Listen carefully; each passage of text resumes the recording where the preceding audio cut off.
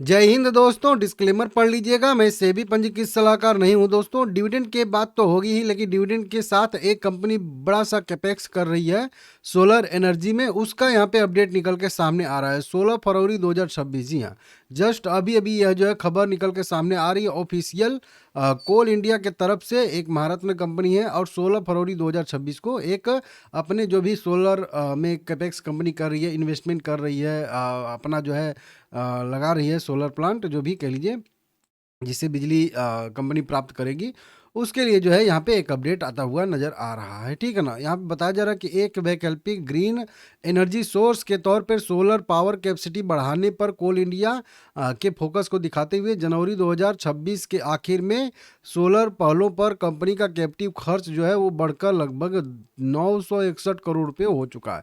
मतलब अभी तक सोलर पे जो खर्च कंपनी ने किया है वो 961 करोड़ रुपए तक का किया है।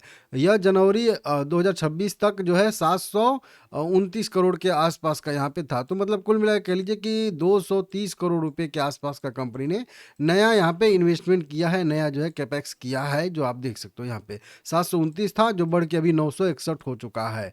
कंपनी अग्रेसिव टारगेट के मुकाबले जो है लगभग 132% की बढ़त के साथ जो है इन्वेस्टमेंट कर रही है। जो लक्ष्य है उससे भी कहीं अधिक।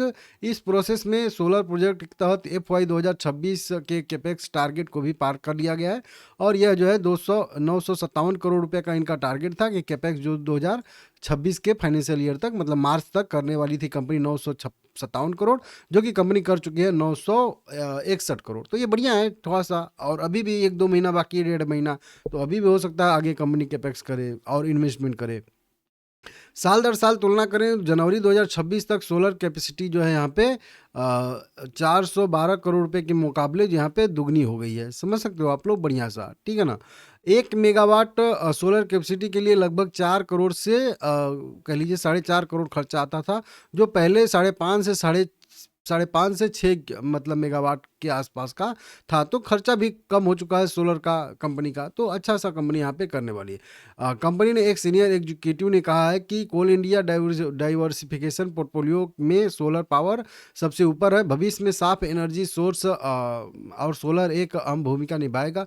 हम देश के एनर्जी सेक्टर में बने रहने के लिए नींव रख रहे हैं। हम सोलर ऑक्शन में भी पार्टिसिपेट कर रहे हैं, एक्टिव हिस्सा ले रहे हैं। कंपनी का लक्ष्य 2028 तक 3000 मेगावाट या के लिए 3 गीगावाट रिन्यूएबल कैपेसिटी लगाकर नेट जीरो एंटिटी बनना है यहाँ पे। तो सबसे पहले तो कंपनी का यहाँ पे है कि जो भी कंपनी बिजली का उपयोग करती है उसके लिए कंपनी 3 गीगावाट का कैपेसिटी लगाएगी और उससे नेट जीरो एंटिटी बन जाएगी। मतलब कोई बिजली उजली का प्रयोग जो है नहीं करेगी, सीधा सीधा जो है जो भी इनके बिजली की खपत है वो यहीं से पूरा हो जाएगी। समझ रहे हो आप लोग।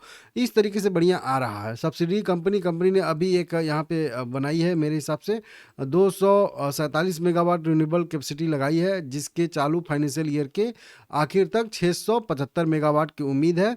आने वाले गुजरात में 2 बड़े प्रोजेक्ट इनके लग रहे हैं। पाटन में कह लीजिए 100 मेगावाट और खावड़ा में 300 मेगावाट के सोलर प्रोजेक्ट कंपनी लगा रही है। इस तरीके से यहाँ पे है।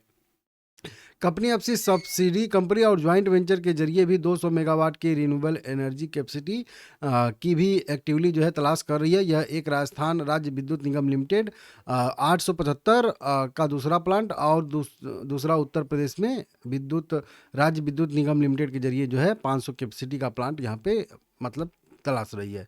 तो इस तरीके से है, बढ़िया सा आ रहा है। गोरखपुर में अभी जो है फ्लोटिंग प्लांट के लिए बोलियां मंगाई है कंपनी ने 20 मेगावाट के लिए। तो ये भी एक देखते हैं किसको मिलता है यह। तो बढ़िया सा कंपनी कुल मिला के कर रही है काम, और इसकी वजह से यहाँ पे ग्रोथ देखने के लिए मिल रही है। साथ में कंपनी डिविडेंड हम लोगों को दे ही रही है। डिविडेंड की बात करेंगे यहाँ पे हम लोग, तो डिविडेंड कंपनी 5 रुपये 50 पैसे के आसपास का यहाँ पे दे रही है। 5 रुपये 50 पैसे पर इक्विटी शेयर के हिसाब से आपको यहाँ पे डिविडेंड मिलेगा। 18 फरवरी इसका रिकॉर्ड डेट एक्स डेट है, मतलब कल 17 फरवरी खरीदारी करने का इसका लास्ट डे रहने वाला। आज है 16 फरवरी, तो आज भी खरीद के होल्ड करेंगे तो भी, लेकिन आपको वही 17 फरवरी तक होल्ड करके रखना पड़ेगा, तभी आपको यह डिविडेंड 5 रुपये 50 पैसे का मिलने वाला है। अब 5 रुपये 50 पैसे का डिविडेंड कितना बन जाता है, तो मान के चलिए कि आप लोग 1.25% का 1.0 यहाँ पे 1.25% के आसपास बन जाता है। एग्जैक्ट तो नहीं है लेकिन लगभग उसी के आसपास यहाँ पे आएगा, ठीक है ना। तो इस तरीके से बढ़िया से कर रही है कंपनी। आगे भी बहुत सारे काम कंपनी करने वाली है, जो आप लोग यहाँ पे देख सकते हो। जॉइंट वेंचर फ्लोटिंग के लिए जो है 20 मेगावाट के लिए कंपनी ने यहाँ पे किया है। कई सारे जॉइंट वेंचर भी कंपनी ने किया है। अच्छा खासा नतीजा आया था कंपनी का। वहीं जीएसटी से भी ये टीडीएस उड़ीएस से भी कंपनी को यहाँ पे थोड़ा सा फ़ायदा हो रहा है इस तरीके से, ठीक है ना। टीडीएस नहीं, कुछ और था यहाँ पे मैं पढ़ रहा था, चलिए वो छोड़ दीजिए, ठीक है ना। इस तरीके से तो बढ़िया सा चीज़ आया है। क्रिटिकल मिनरल के लिए भी कंपनी एक नई कंपनी बनाने के लिए मंजूरी दे चुकी है। मतलब एक नई सब्सिडी कंपनी का कंपनी गठन करेगी। तो कई सारी चीज़ें आ रही हैं इसमें, बढ़िया है। कोल इंडिया अच्छा है, लॉन्ग टर्म के लिए तो मुझे अच्छी कंपनी लगती है। बाकी आप लोग अपने हिसाब से देख लीजिएगा, ठीक है ना। लाइक करिएगा, चैनल को सब्सक्राइब करिएगा।